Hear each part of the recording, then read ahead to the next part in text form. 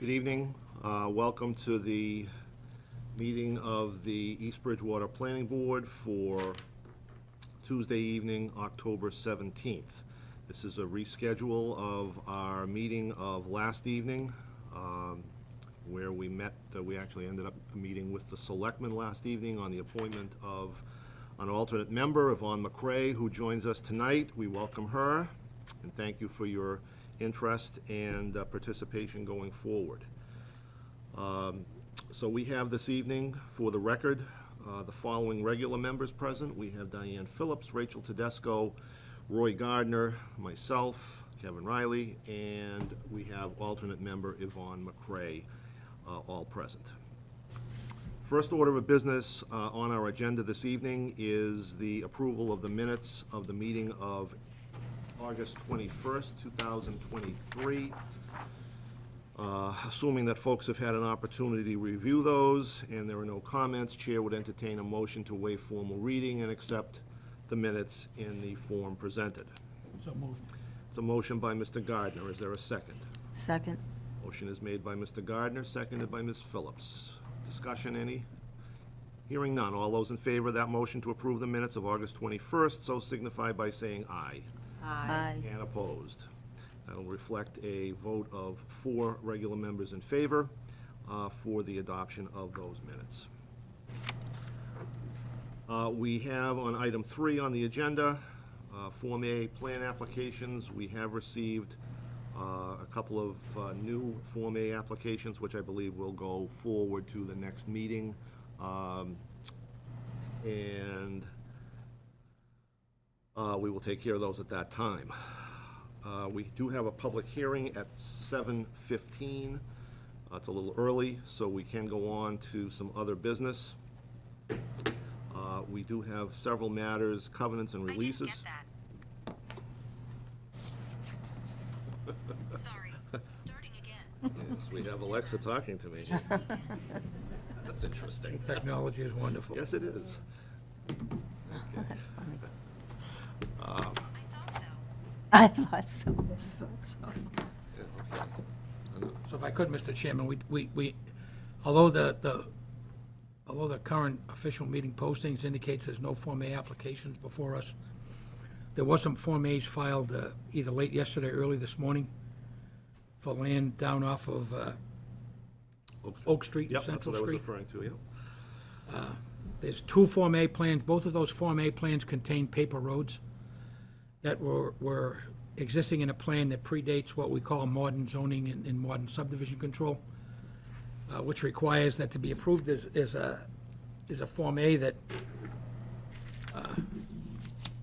they don't remove those roads, and they also have legal frontage on an existing public way, neither of which meets the requirements in the two plans as submitted. So I would just make a note that we'll need to notify the applicant that we have to have further discussions on those, because based on advice from town council, because those plans both contain paper streets that were existing for, give or take, 100 years or so, that would have to be done under subdivision control to remove those streets and to make sure that all of the landowners within the area that those streets are covered, that has, under state law, a legal right to access and egress via those streets, is notified and has a chance to participate in the subdivision meeting, in which the intent would be to extinguish those streets or delete those streets from the maps. So I don't think we need a formal motion to that effect, provided the applicant is willing to simply withdraw those at this time. I'll be more than happy to generate an email and send it to PMP under several names, including Pat Carrera, who's here obviously tonight, and to Eddie Jacobs. I'll also be more than willing to talk to them and discuss further what needs to be done to try and get that taken care of. Perfect. That we'll await those letters and obviously an appropriate response as it may be. Okay. Under other on the agenda, C1 is the covenant for River Road. We have, I believe, been presented with a form of a covenant for execution, and I believe, based on the last meeting, we are in position to sign that. I believe so. Okay. So Chair would entertain a motion Well, to, let me just clarify. If we received the letter from the town clerk that the appeal period on Zero River Road is Everything should be in that file. that in there, the letter? 'Cause I didn't I did not see that it. yet.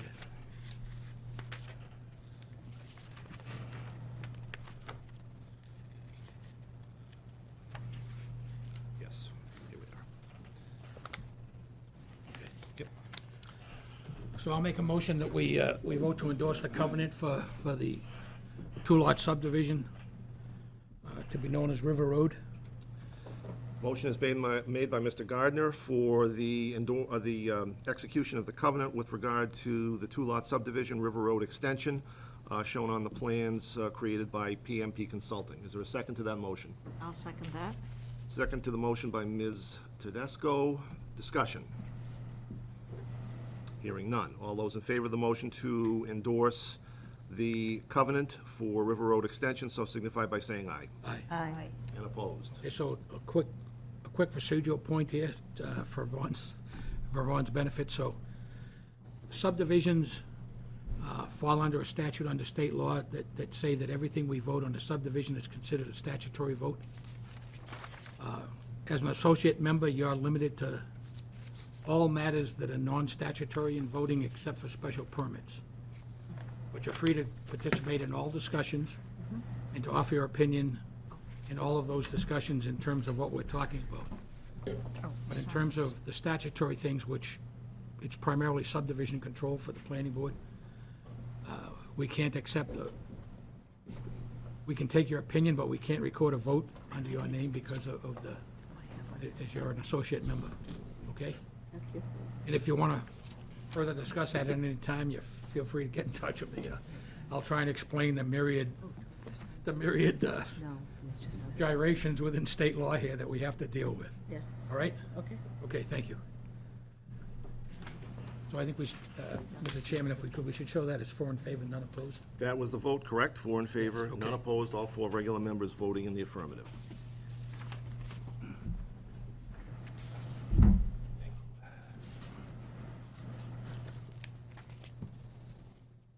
Under C2, 70 Oak Street, covenant release.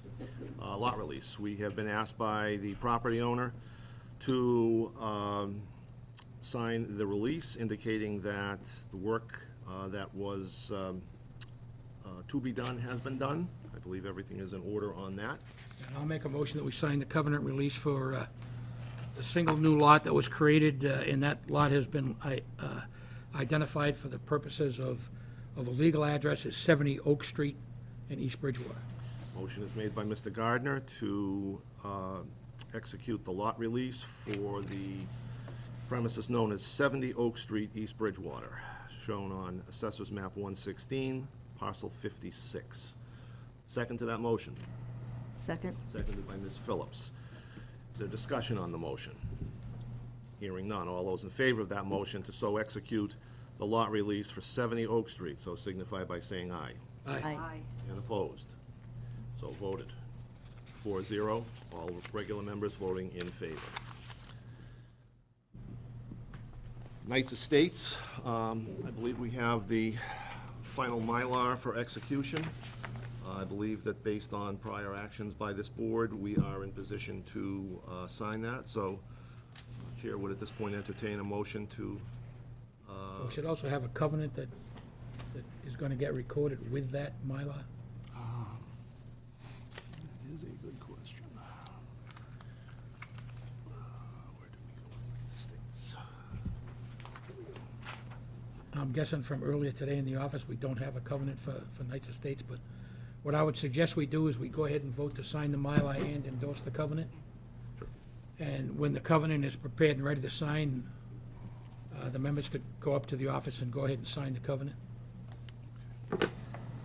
Sounds like a plan. So the motion is to, I'll make a motion that we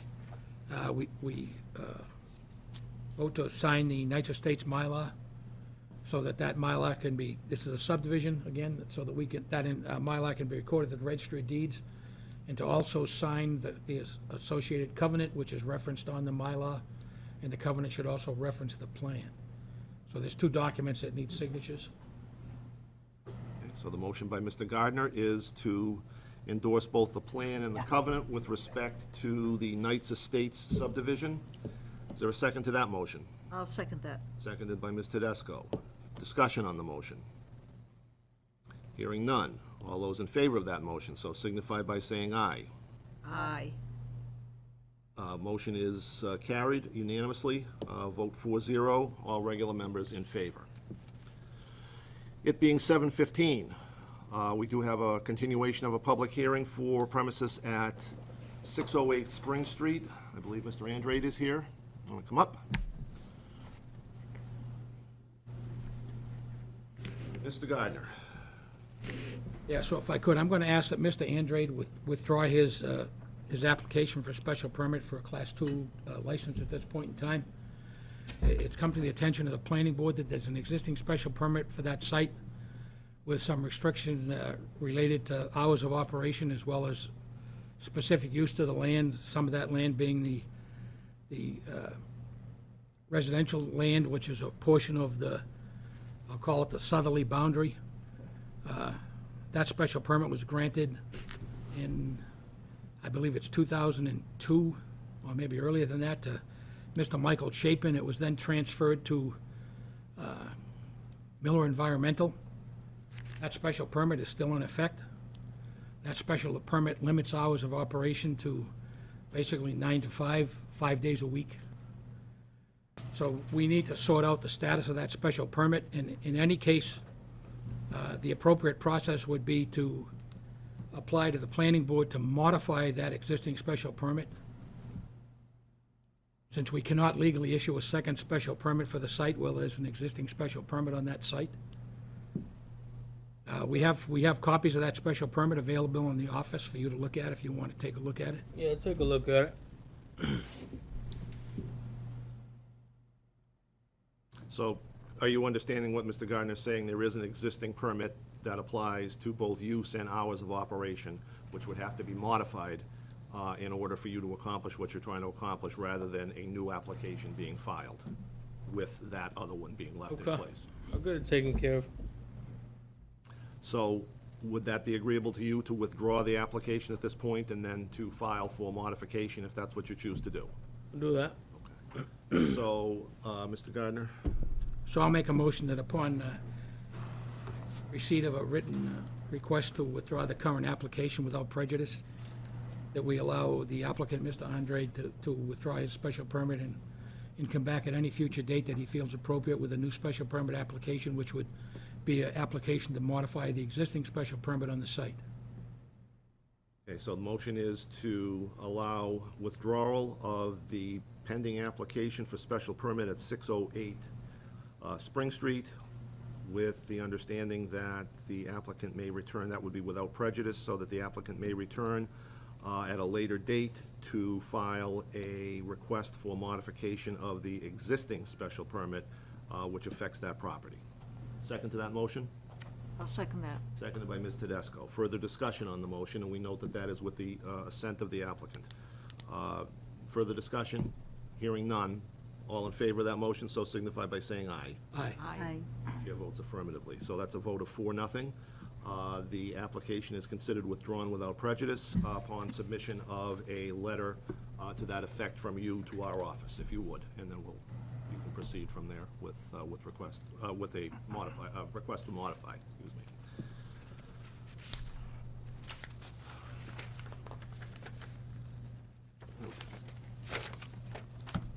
All set? Yes? Yep. Sure. So, if I'm understanding correctly, you're Just for the record, your name and address. I know you're the abutter from. Jane Berger, Yep. 401 West Street, East Bridgewater. So, Mr. Andre is withdrawing his request for the permit to operate the used car business for 10 vehicles. That is correct. Okay. What is being done about his current use of the land, which he says he has a permit to operate a tow company, and in addition to that, it appears that he has a vehicle storage yard there. And from what I understood from the last meeting, there was no permit for that. What happens with that? Was there any enforcement on that? So, there are two things. Number one is, if Mr. Andre chooses, he can seek, as Mr. Gardner was indicating, there is a special permit which dates back about 20 years, which related to use and occupancy by a prior owner, which restricts both the hours of operation there and the type of use that would be allowed. So if Mr. Andre chooses, what he needs to do is make an application to amend that special permit. That's what he would do to come back and seek the approval, same sort of approval, for the sale of the used cars. That would come again before the planning board, you would be noticed, and you would be, able to come back and, make comment, whatever you felt appropriate. In terms of your other question, it is a matter for zoning enforcement, and it is something that the building inspector is aware of and would be looking into going forward. So, okay. You're very welcome. All right, thank you all. Have a good night.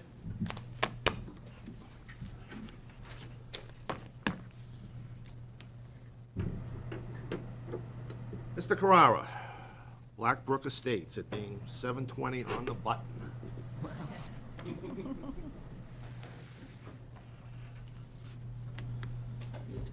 So this, Blackbrook Estates, a matter which has been before the board on several prior occasions.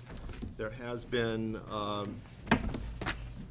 technical review done by our outside consultant, Environmental Partners, and perhaps, Mr. Carrara, you can bring us up to date, if you would, on where things have gone since the last time we were together with respect to engineering and compliance. Sure.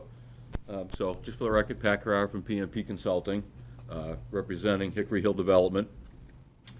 So, as Chairman Riley stated, we got a review letter back on September 11th from Environmental Partners.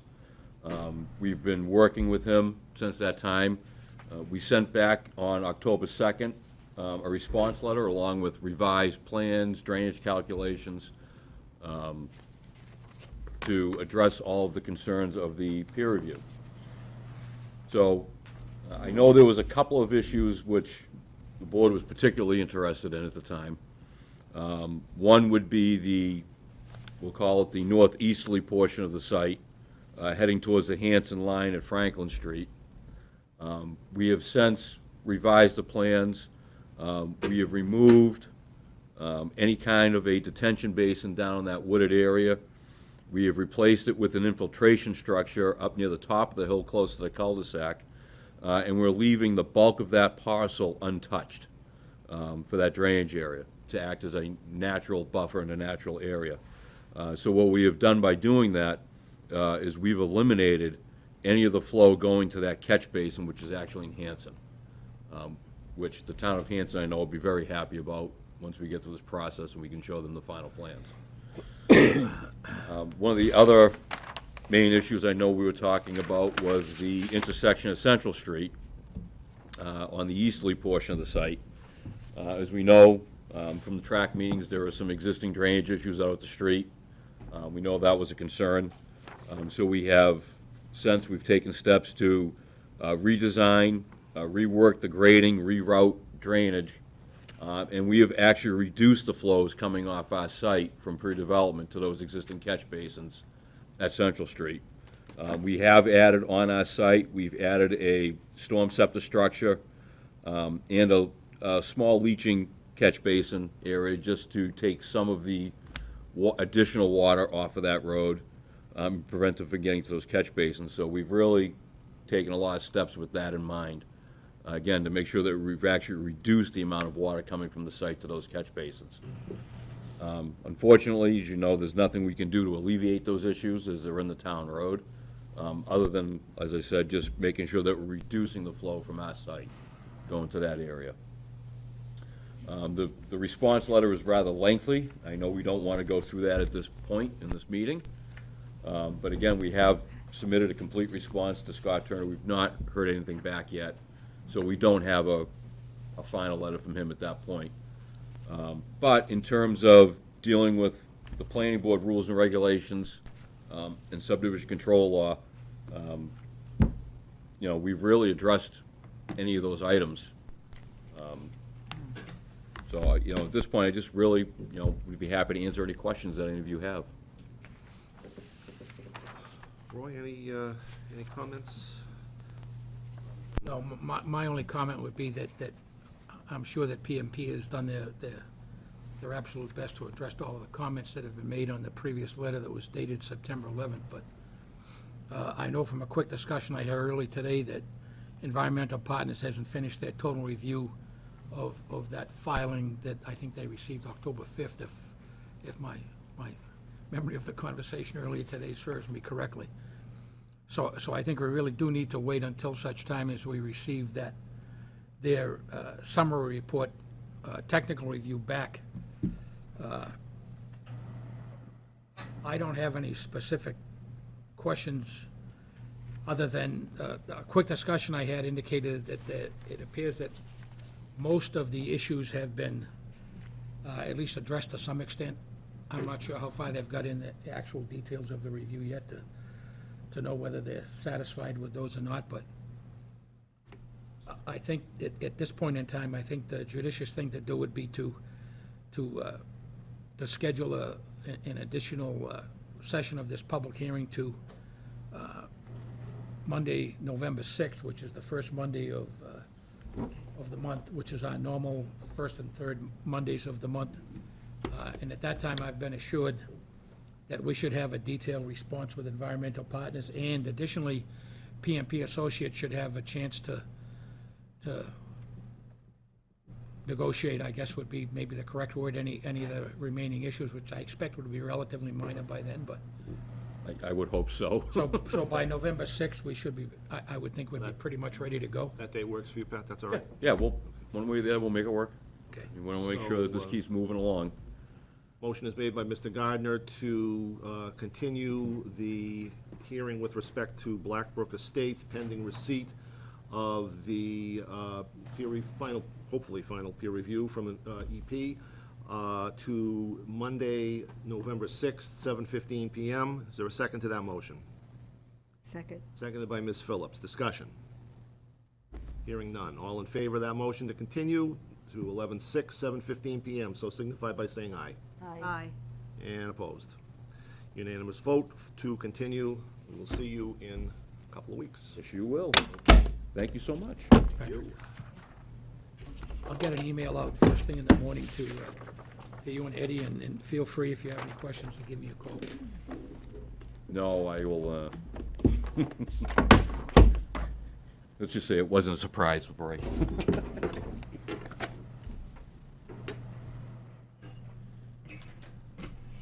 Okay, a couple of other things, miscellaneous items left on the agenda. We did have there is, or will be, I guess, forthcoming, a request to do a name change on the property, the old Compass Medical, for the change of the street name. That will be coming before us now on November 6th as well. I believe we'll have representatives from the ownership group and/or tenant present.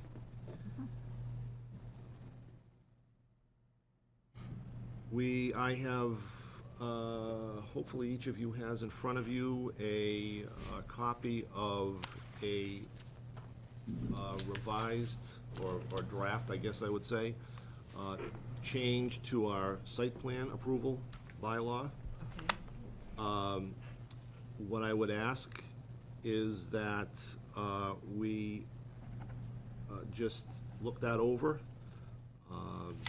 and that would have to go to the Springtown meeting for approval. So ideally, for our next meeting, if there are any comments or questions, we can address those.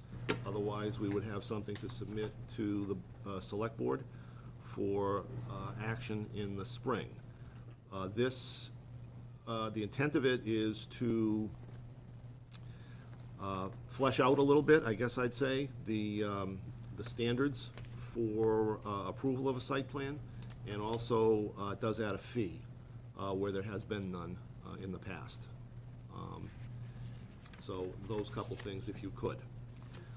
The other thing is, and Candy, if you'll make a note to add to the agenda, please, that would be, again, for the 6th. That is for the Thatcher Street zoning overlay district. That was something that came before us a couple of months ago. What I'd ask is that folks review what was proposed by Attorney Burke on behalf of the folks at East and West Thatcher Streets LLC. And if you have comments or questions, please have those for the next meeting so that we can discuss and get a response back to Attorney Burke, because again, that also wants to go to the town meeting for subsequent approval. And if you don't have that, we have copies that we can have available. I notice Ms. Munden is in the audience. How are you? Good, how are you? Come up. What do we have here? Our Mylar? Very nice, okay. We will take care of those for you. We have voted to endorse those and also to endorse the covenant related. We'll have that prepared, and those will be signed at the end of the meeting tonight. Which should not be much longer. Yeah. So we'll get that covenant done in the next couple of days. Okay. So we'll make sure the office prepares the covenant. We're all obviously residents of the town, so we should be able to get that signed shortly, and I'll make sure that the office gets back to you and let you know that the covenant is ready. Covenant also needs to be recorded. Yes. Technically speaking, the covenant and the plan should be recorded together. Yeah. And when they get recorded, we need a receipt back at the Planning Building Department office with the book and page number of the plans that are recorded and the book and page number of the covenant that's recorded, and that should be an actual copy of the receipt that you get from the registry. Okay? Okay.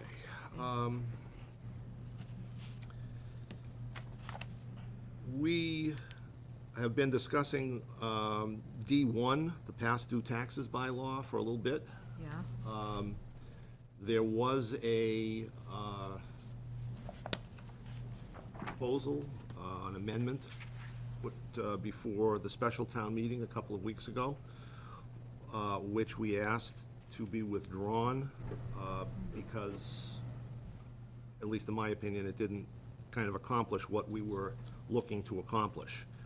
I think the problem that we've identified is that we have folks who are coming in, looking for permits of one sort or another, who owe taxes, real estate taxes, on properties that they are looking to, do one thing or another. I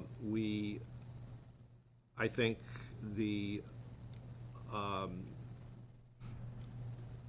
I'm not exactly sure, but I think that the procedure that we want to put into place would be to simply have the office, whenever an application of that type comes in, circulate to other town departments, most certainly the tax collector's office, to determine that they have no objection, and in the case of the collector, that would be an indication, they would need to forward us an indication that there are taxes that are behind, so that that could be factored into, our hearing on any of the matters that might come before us, and determination as to whether those matters would proceed, so on and so forth. The bigger problem, I think, is, and it's one that Roy has identified, is one where, folks come in who have a genuine hardship of some nature, and are looking for an approval. And I think what we're talking about would be some sort of a mechanism that allows the town to allow, or to issue permits, rather, on conditions of payment. So that, as soon as a parcel of land were to be sold or developed, or whatever the case may be, that we would know that the town would be paid.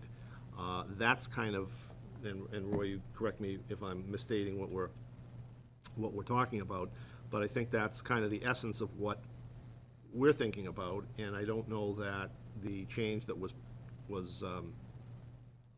proposed really accomplished that. So I think that the intention would be to put some language together which addresses that concern and get that into the spring town meeting for consideration, working within the confines of state law as it is with respect to, the past due taxes. Yeah, so generally I see three things that get what I would call overly burdensome with the idea that the way our local bylaw is written is basically you can't get anything from the town if you're past due in taxes for any permit of any kind whatsoever. So I see three different things there that create issues.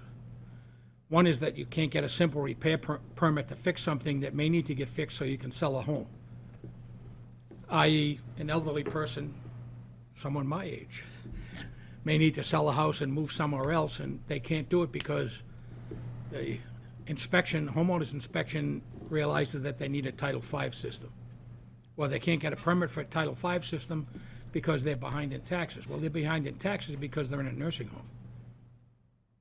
So you've got a serious catch-22 that our bylaw doesn't clearly make allowances for. So we need a waiver process for what I call non-statutory approvals.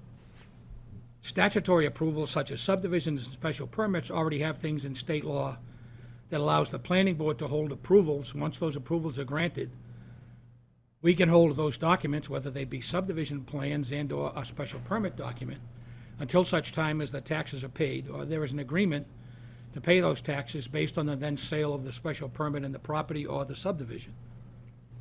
Those don't belong under that bylaw, but the bylaw is generically worded, so if theoretically you're behind in taxes, you can't get anything. So those are the three areas that in my view need to be addressed within the bylaw. The state law that enables the bylaw requires that we have a hearing process for an appeal. Well, our bylaw doesn't define one. That doesn't meet the minimum requirements under state law either. So we need to fix those things, and I think we could do that for annual town meeting, and among a lot of other things we're working on, that'll be one of the things we want to try and address. I had a specific instance with a family member in another community where I saw a buyer, because I was trying to find a fixer-upper for my sister. A buyer bought 5 houses. 3 of those houses were in tax title. 2 of those houses were in mortgage foreclosures. All 5 of those houses had members in nursing homes. All 5 of those houses had been denied permits by the 2 different towns those houses were in, so they could be repaired to the point where they could be legally sold. My view is that's not happening in the town I live in, under any circumstances. So we need to fix that, and I'll work on doing that and make sure that the board can support what we come up with in language to make sure that that can't happen in East Bridgewater. We need to pay taxes, we need to pay them on time. But I think the reality of the economy is not everyone can do that all the time. And our house investment for 90% of the people in our town is going to be our #1 investment in our lifetime. We can't make a relatively small problem create a situation where we have no legal way to sell a property. So we'll work on fixing that. That's my speech for tonight. That makes a lot of sense. Thank you. Totally agree with you. Can I ask a question? Is there a way they can ask for even a temporary abatement? Well, I think we need to have a waiver process that's defined in our bylaw so that it's clear that everyone has the same rights, and here's the steps you have to go through. Because we want to avoid a situation where if someone asks for something and someone is in a good mood, they say okay. When they're not in a good mood, they say no. We need to have a defined process so that everyone has to get treated equally. So that, will address the whole idea of the hardships and hopefully overcome those in appropriate situations. The other part, as I say, as far as the office is concerned, I think that, you can easily resolve the situation where folks who are, have the ability to pay, are coming in simply by checking with the tax collector, making sure we have a letter in the file from the tax collector pre-hearing that says that, yes, taxes are paid, no, taxes are outstanding. So, I think as... That's actually in play right now. Yeah, I mean, I thought it was, so, I mean, that was kind of what it seemed to me what the amendment was driving at, but I don't exactly know, I don't think we created it. I don't exactly know what the specific intent was there. It wasn't really changing much as far as I was concerned. So, okay. So we'll leave that, if we can just continue that on the agenda. And hopefully, between the November and December meetings, we can get something at least on the table for discussion purposes. Roy, I know that we're still having a little bit of technical difficulty, so I think we're not going to put up on the board anything with regard to the zoning map changes tonight. No, but I will make sure that we can have that available on the board for our next meeting, but I am working with Old Colony Planning Council. We do have the zoning maps for the proposed MBTA community zoning project. As stated previously, they are going to be pretty much the parcel of land that runs between North Bedford Street and Winter Street, abutting the Whitman Town line. An area of roughly 70-some-odd acres, as I recollect. Also an area in the downtown bounded roughly by Spring Street and West Union Street, which will be the MBTA zoning District 2 proposal. As we've stated before, those zoning districts will be treated as overlay districts. They won't change the underlying zoning. They also require, based on the state law that created the MBTA community zoning districts, or the requirement that the towns adopt those zoning districts, that they allow a density of up to 15 units per acre. So that being said, Old Colony Planning Council and the East Bridgewater Planning Board are working together jointly to come up with some wording for those districts. We should have at least drafts of the wording along with the maps, which we already have drafts of, and we should be able to show those at our first meeting in November. We will plan on having meetings well before annual town meetings so that we can get some feedback from the community, for those members of the community that wish to offer feedback. I would expect we're going to have those meetings at the high school auditorium or maybe one of the other school auditoriums, so we'll have enough space to, have everyone who's interested in participating in the discussion be present. I'll acknowledge that those kind of densities in the town of East Bridgewater have never worked together, but this planning board had no input in what the state legislature decided to do, and that's what they foisted upon us in terms of requirements. So we're going to do our best to follow the requirements that they put on us, and we'll go to town meeting with what we believe is the best solution to meet that requirement, and it'll be up to town meeting to decide where we go from there. And just as a further reminder, the town is under a 12/31/24 deadline to enact those zoning changes, I guess, if at all. Okay, The date again, is it 12? 12/31 of 24, 24. end of next year. Oh, so we have a whole year. Yep. Yeah. Smaller community. Okay, other items, I think we've covered everything on the agenda that we were going to talk about. Anybody else have anything to bring in? One thing I would just add, we, as I said before, we are pleased to have welcomed Yvonne as an alternate or associate member of the board.